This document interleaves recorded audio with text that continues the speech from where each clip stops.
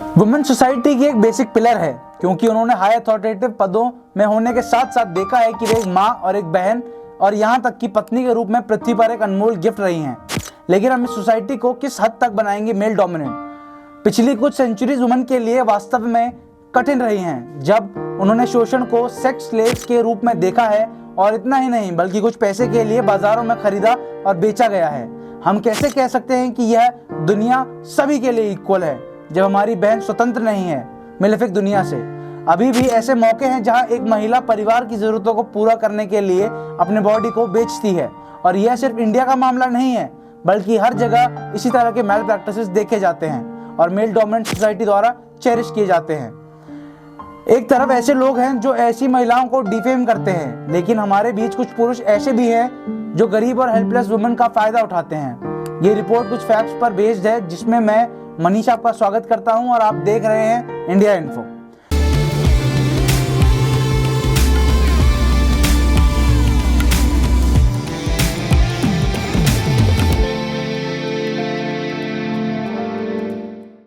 जैसा कि history experts ने कहा है कि ब्रिटिश रूल से पहले देवदासी को शाही परिवारों द्वारा सम्मान के साथ बुलाया जाता था।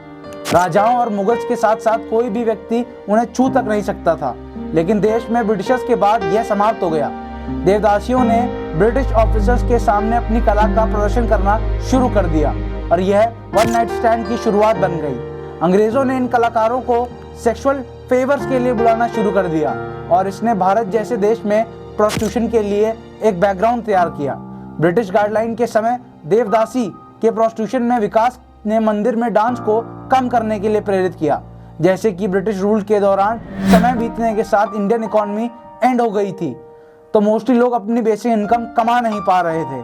तब महिलाओं ने पैसे के बदले अपनी बॉडीज को ब्रिटिश लोगों के पास बेचना शुरू कर दिया। 16th और 17th सेंचुरी के अंत के दौरान जब भारत के कुछ स्थान पोर्चुगीज के अंडर थे, उन्होंने जापानीज वुमेन को पकड़कर और उन्हें सेक्स स्लेव्स के रूप में भारत लाया गया। सेक्स वर्कर्स के रूप में महिलाओं के एक्सपेंडेड यूज का एक और मामला इंडिया में कंपनी रूल के दौरान हुआ है। ब्रिटिश आर्मी ने इंडिया के कई हिस्सों में अपने सोल्जर्स के लिए रेड लाइट डिस्ट्रिक्ट्स बनवाए। गांव की महिलाओं और लड़कियों को रेड लाइट डिस्ट्रिक्ट्स द्वारा उपयोग किया जाता था और ब्रिटिश आर्मी द्वारा यूज किया जाता था। ऐसे कई रीजंस मौजूद हैं जो एक महिला को प्रोस्टिट्यूशन अपनाने के लिए मजबूर करते हैं, जिनमें से गरीबी और बेरोजगारी दो प्रमुख रीजंस हैं जो महिलाओं को कमर्शियल सेक्स में जुड़ने का कारण बनते हैं।